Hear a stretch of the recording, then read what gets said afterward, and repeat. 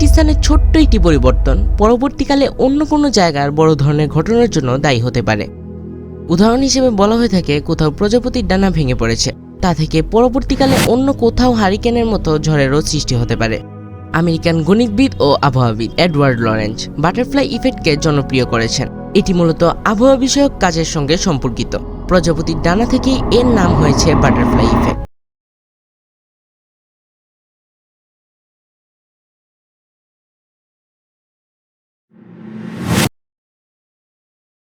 ছোট ছোট পরিবর্তন যে পরবর্তীকালে বড় পরিবর্তন আনতে পারে তা যে কোনো অধ্যবসায়ী লোক ভালো করেই জানে।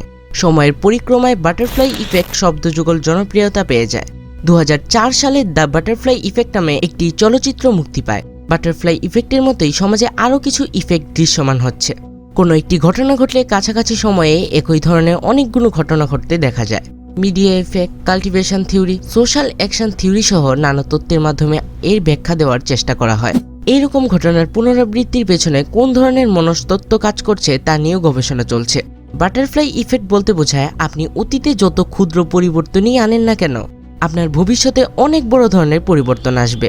দ্য এন্ড অফ ইটারনিটি বইটিতে অসাধারণভাবে এই বাটারফ্লাই ইফেক্টের ব্যাখ্যা রয়েছে। আপনি অতীতে যেরকম পরিবর্তন করেন আর সেটা যত ক্ষুদ্রই পরিবর্তন হোক না কেন, ভবিষ্যতে যে পরিবর্তন আসবে সেটা অনেক বড় আকারে আসবে। কোনো একটি স্থানের ছোট্ট একটি পরিবর্তন পরবর্তীকালে অন্য কোনো জায়গার বড় ধরনের ঘটনার জন্য দায়ী হতে পারে। এটি পরিচিত বাটারফ্লাই ইফেক্ট নামে। একটা উদাহরণ দিই চলুন।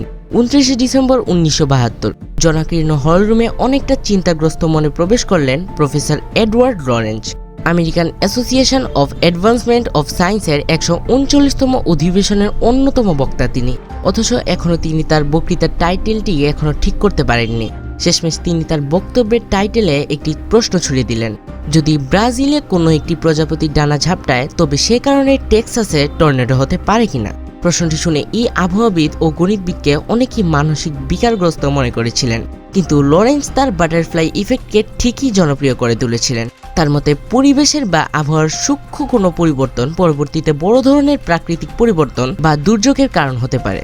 এডওয়ার্ড লরেন্স ছিলেন ম্যাসাচুসেটস ইনস্টিটিউট অফ টেকনোলজির আবহাওয়াবিদ্যার অধ্যাপক এবং একজন গণিতবিদ, যিনি সর্বপ্রথম বাটারফ্লাই ইফেক্টের কথা বলেন।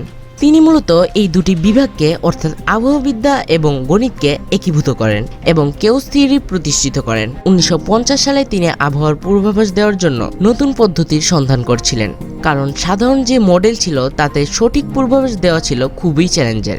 এই সন্ধান থেকেই তিনি গণিতের সাহায্যে নতুন থিওরি হিসেবে বাটারফ্লাই ইফেক্ট আবিষ্কার করেন। এর সূচনা হয় 1961 সালে। লরেন্স একটি নিউমেরিক্যাল কম্পিউটার দিয়ে একটি আবহাওয়ার পূর্বাভাস পুনরায় খতিয়ে দেখছিলেন।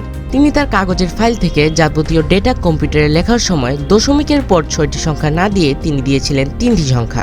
সংখ্যাটি ছিল 0.506127। এই 3টি সংখ্যা নিয়ে হিসাবটির ফলাফল বের করেন, যা ছিল 0.506। ফলাফল দেখে তিনি রীতিমতো অবাক হয়ে যান, কারণ সেটি আগের পূর্বাভাস থেকে সম্পূর্ণ আলাদা ছিল, যদিও এমনটি হবার কোনো কারণ ছিল না। তিনি ভাবলেন যে তার হিসেবে বা মেশিনে কোনো সমস্যা আছে। তিনি আবার ডেটাগুলো কম্পিউটারে লিখে আগামী 2 মাসের আবহাওয়ার পূর্বাভাস বের করেন। তিনি যা দেখলেন তা ছিল বিস্ময়কর। পূর্বের হিসেবের সাথে এটির কোনো মিলই নেই। এত ক্ষুদ্র কিছু ডেটার জন্য আবহাওয়ার এই পুরোপুরি বিপরীত রূপ দেখে তিনি অবাক হয়ে যান। তিনি কম্পিউটার প্রোগ্রামে প্রায় 12টি মান প্রদান করেন। এই মানগুলো ছিল মূলত তাপমাত্রা, বাতাসের গতি, আর্দ্রতা ইত্যাদি। এর থেকে লরেন্স এই সিদ্ধান্তে উপনীত হন যে আবহাওয়ার পূর্বাভাসের ক্ষেত্রে মানের সামান্য পরিবর্তনের জন্য এর উপর যে প্রভাব পড়ে সেটি মোটেও সামান্য নয়, বরং ব্যাপক।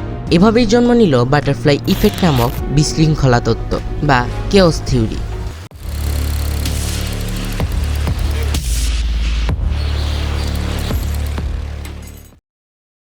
তবে এই ইফেক্টকে বাটারফ্লাই ইফেক্ট বলার পিছনে আরও একটি কারণ আছে। লরেন্স যখন তার এই আবহাওয়ার পূর্বাভাস মডেল নিয়ে কাজ করছিলেন, তখন আবহাওয়ার বিভিন্ন প্রভাবক যেমন তাপমাত্রা, বাতাসের গতি বা আর্দ্রতার অনেকগুলো মান ব্যবহার করছিলেন।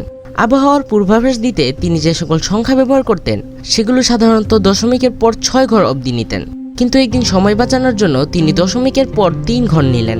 ব্যাপারটা এমন হয় যে আগে নিতেন 0.506121, কিন্তু পরবর্তীতে নিয়েছিলেন 0.506, যেটা আমি আগেও বলেছিলাম। এদের মধ্যে যে সাংখ্যিক পার্থক্য ছিল তা পরিমাণে খুবই সামান্য।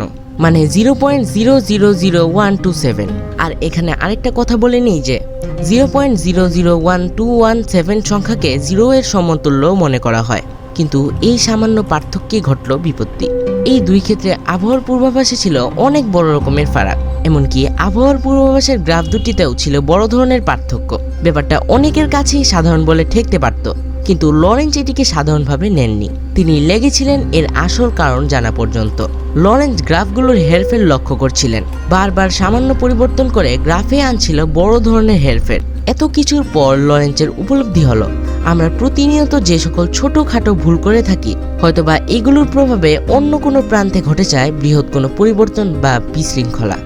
এটাকেই লরেন্স বাটারফ্লাই ইফেক্ট বা প্রজাপতি প্রভাব বলে আখ্যায়িত করেছিলেন। এখন বাটারফ্লাই ইফেক্টের আরেকটা উদাহরণ দিলে আপনি হয়তো বুঝতে পারবেন যে এটা আমাদের জীবনকে কিভাবে প্রভাবিত করছে। হাসান স্যার তার ক্লাসে বসে ক্লাস নিচ্ছিলেন। এমন সময় তার ফোনে কল আসে যে তার মেয়ের হাত কেটে গিয়েছে আলু কাটতে গিয়ে। তিনি তাড়াতাড়ি ক্লাস শেষ করে 1 ঘন্টা আগেই সবাইকে ছুটি দিয়ে দিয়েছেন। তখন 1 ঘন্টা আগে ছুটি পেয়ে ক্লাসের একটা ছাত্র আফনান বাড়িতে গিয়ে তার মা বাবাকে বলল ঘুরতে যাবে। তার মা বাবাও তাকে নিয়ে ঘুরতে বেরোলেন গাড়ি নিয়ে।